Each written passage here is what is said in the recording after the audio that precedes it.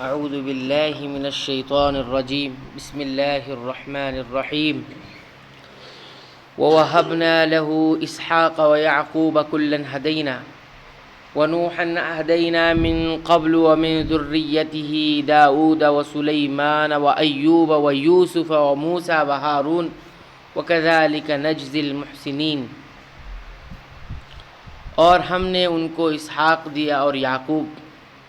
ہر ایک کو ہم نے ہدایت کی، اور پہلے زمانے میں ہم نے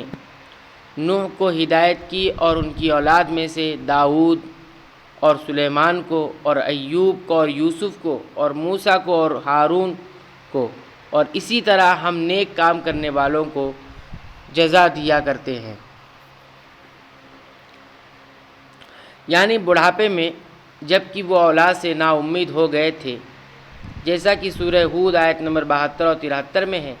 پھر بیٹے کے ساتھ ایسے پوتے کی بھی بشارت دی جو یعقوب علیہ السلام ہوگا، جس کے معنی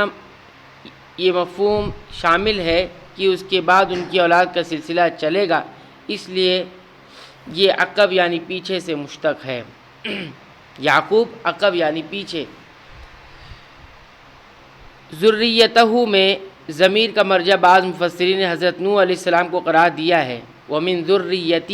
یعنی ان کی ذریت میں، یعنی نوح علیہ السلام کی ذریت میں، کیونکہ وہی اقرب ہے، قریب ہے، یعنی حضرت نوح علیہ السلام کی اولاد میں سے داؤد اور سلیمان علیہ السلام کو قرار دیا ہے، کیونکہ وہی زیادہ قریب ہے۔ یعنی حضرت نوح علیہ السلام کی اولاد میں سے داؤد اور سلیمان علیہ السلام کو، اور بعض نے حضرت ابراہیم علیہ السلام کو، اس لیے کہ ساری گفتگو انہی کے ضمن میں ہو رہی ہے۔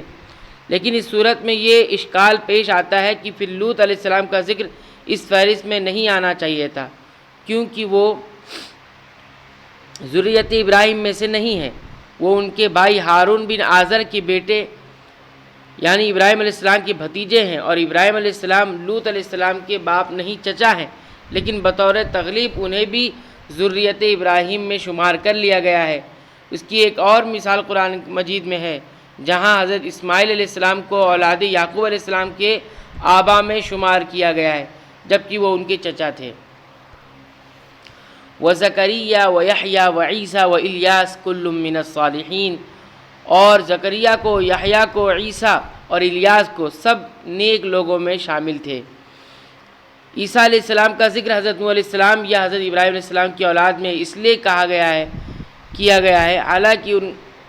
وہ ان کے باپ نہیں تھے، کہ لڑکی کی اولاد بھی ذریت رجال میں ہی شامل ہوتی ہے، جس طرح نبی صلی اللہ علیہ وسلم حضرت حسن اپنی بیٹی حضرت فاطمہ کے صاحبزادے کو اپنا بیٹا فرمایا،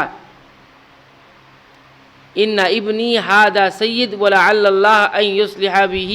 بین فئتین عظیمتین من المسلمین، یہ میرا بیٹا ہے جو سردار ہوگا، اور اللہ تعالیٰ اس کے ذریعے دو گروہوں کے درمیان صلح پیدا کرے۔ تو جو پوتا ہے، اللہ کے نبی صلی اللہ علیہ وسلم اس کو کیا کہہ رہے ہیں؟ بیٹا کہہ رہے ہیں۔ وَإِسْمَاعِيلَ وَالْيَسَعَ وَيُونُسَ وَلُوطَ وَكُلًّا فَضَّلْنَا عَلَى الْعَالَمِينَ، اور نیز اسماعیل کو اور یسع کو اور یونس کو اور لوط کو اور ہر ایک کو تمام جہان والوں پر ہم نے فضیلت دی۔ وَمِنْ آبَائِهِمْ وَذُرِّيَّاتِهِمْ وَإِخْوَانِهِمْ وَاجْتَبَيْنَاهُمْ وَهَدَيْنَاهُمْ إِلَى صِرَاطٍ مُسْتَقِيمٍ، نیز ان کے کچھ باپ دادوں کو اور کچھ اولاد کو اور کچھ بھائیوں کو، اور ہم نے ان کو مقبول بنایا اور ہم نے ان کو راہ راست کی ہدایت کی۔ آبا سے اصول اور ذریات سے فروع مراد ہیں، یعنی ان اصولوں اور فروع اور اخوان میں سے بہت سو کو ہم نے مقام ہدایت سے نوازا۔ وَاجْتَبَيْنَاهُمْ کے معنی ہے چن لیا اور اپنے خاص بندوں میں شمار کرنا اور ان کے ساتھ ملا لینا۔ یہ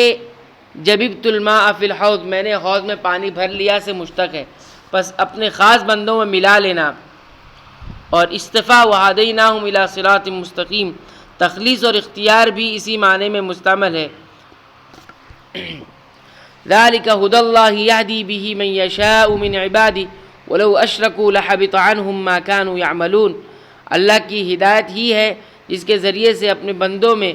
سے جس کو چاہے اس کی ہدایت کرتا ہے، اگر فرضاً یہ حضرات بھی شرک کرتے تو جو کچھ یہ اعمال کرتے تھے وہ سب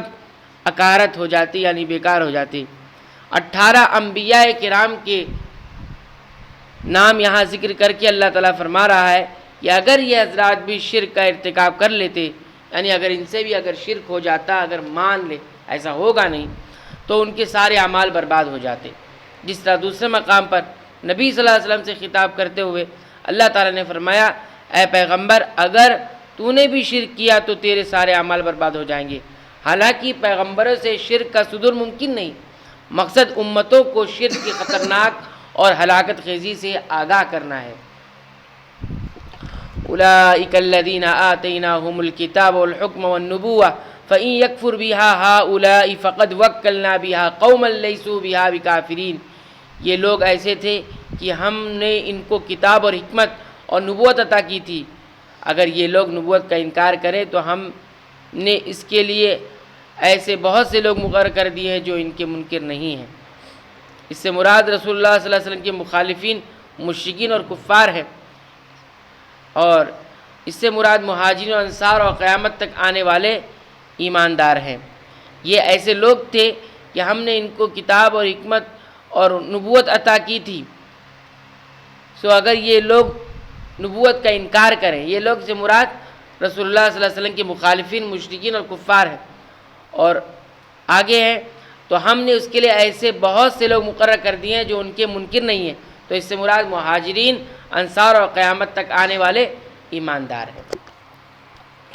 اولئک الذین ھدی اللہ فبہداہ مقتدی قل لا اسألکم علیہ اجرا ان ہوا الا ذکری للعالمین۔ یہی لوگ ایسے تھے جن کو اللہ تعالیٰ نے ہدایت کی تھی، سو آپ بھی انہی کے طریقے پر چلیے، اور آپ کہہ دیجئے کہ میں تم سے اس پر کوئی معاوضہ نہیں چاہتا، یہ تو صرف تمام جہان والوں کے واسطے ایک نصیحت ہے۔ اس سے مراد انبیاء، یہ تمام انبیاء ہے، ان کی پیروی کا حکم مسئلہ توحید میں اور ان احکام و شرائع میں ہے جو منسوخ نہیں ہوئے، کیونکہ اصول دین تمام شریعتوں میں ایک ہی ہے۔ شریعت اور منہج میں کچھ اختلاف رہا، جیسا کہ دوسری آیتوں سے واضح ہے، یعنی تبلیغ دعوت کا کیونکہ مجھے اس کا صلہ ہی کافی ہے جو آخرت میں اللہ کے یہاں ملے گا، جہان والے اس سے نصیحت حاصل کریں، بس یہ قرآن انہیں کفر و شرک کے اندھیروں سے نکال کر ہدایت کی روشنی عطا کرے گا، اور ضلالت کی پنگ ڈنڈیوں سے نکال کر ایمان کی صراط مستقیم پر گامزن کر دے گا، بشرطے کہ کوئی اس سے نصیحت حاصل کرنا چاہے، ورنہ دیدہ کور کو کیا نظر آئے گا، کیا دیکھنے والا معاملہ ہوگا، یعنی جس کو نظر نہیں آتا اس کو کیا نظر آئے گا۔ اللہ تعالیٰ سے دعا ہے کہ رب العالمین تو ہمیں قرآن کریم کی ان آیات کے مطابق اپنے ایمان، عقیدے اور اعمال کی اصلاح کی توفیق عنایت فرما، آمین۔